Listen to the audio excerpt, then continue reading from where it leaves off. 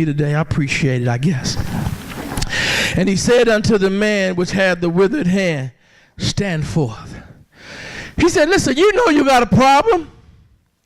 Are you afraid to stand up among all the naysayers? Some of us, that's our problem. We've been hiding for so long. Like my friend, he become so adept at putting his face, not letting nobody see him. Y'all bear with me. I'm going to try to keep going here. But I'm reminded of another man that I knew before. And I didn't know he could not read. And I had known him for years. Worked with him, been with him, all kinds of stuff. Did not know, had been out to restaurants with him. And as I thought back when I found out that he couldn't read, I thought back, I said, every time we did go out, I would order first and he would say, I'll just get the same thing you got. Or he would look and say, that looks good right there. Give me one of those. And he would point to the meal. Because he had became very adept at not letting anybody know that he couldn't read. He became very adept at not revealing his shortcoming. Just to let you know, he came to church also. He was an older man, and he had decided that he's going to learn how to play the piano.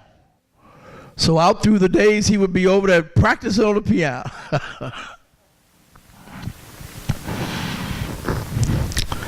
What am I talking about? Stand forth. Stand forth. Stand forth in the church. There's nobody in this building that have not made mistakes before. There's nobody in this building that's not ever going to make another mistake. What we have to recognize is that Jesus left us the record here in Mark, and he said, but God came in the thing. Jesus came in the midst of his enemies. Jesus, why are you going into that synagogue? Why are you messing with them folk on the Sabbath? You know they are trying to kill you.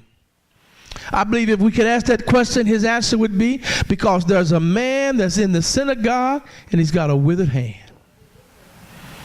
There's a man in the synagogue that's got something that's a shortcoming, that's got something that needs to be dealt with, that's got some fears, that's got some history there.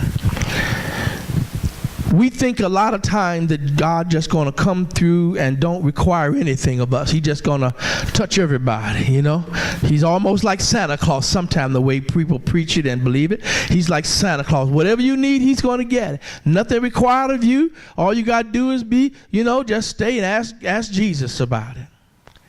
But here Jesus was asking for a statement. He was saying, stand forth.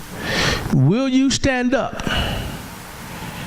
Will you stand up in the midst of these enemies? Will you stand up? Stand forth. Will you stand up there? Some of us have got to make that choice and say, I'm going to start going to church. I'm going to give myself to church. Why? Not only for what the church can do for me, but what I can do for other people. Because the will of God is revealed in other things that we do, how we interact with our people, how we interact in our community. Shame on us. And I can't get here too much, but shame on us for living in a community that people of color are not graduating any more than 23%.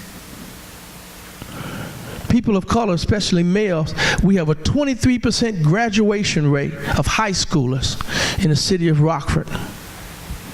Shame on us for living in a community to where 5 years ago there were handful of suspensions and expulsions from Rockford District 205. A handful, literally 4 or 5. And now there are literally so many. They have stacks like this monthly of people getting expelled and suspended from school. Shame on us when we sit in our community and not address those kind of issues. We can do better. Verse number 4, and he said unto him, is it lawful to do good on the Sabbath days, or to do evil, to save life or to kill?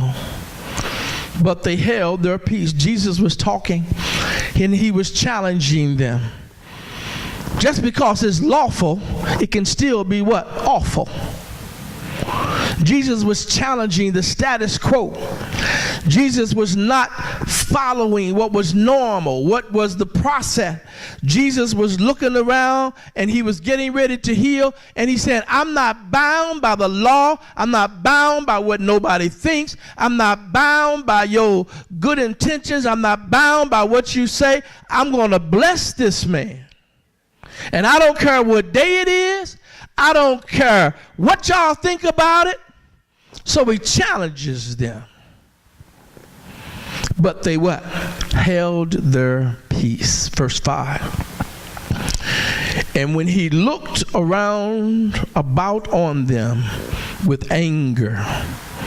Somebody say, oh, Jesus, he's so loving. Jesus is a loving God, but he hates sin. Being grieved for the hardness of their hearts, he said unto the man, stretch forth thine hand. And he stretched it out, and his hand was restored whole as the other. Oh, I would have loved to have been there. I would have loved to have been a fly on the wall there, Sister Base.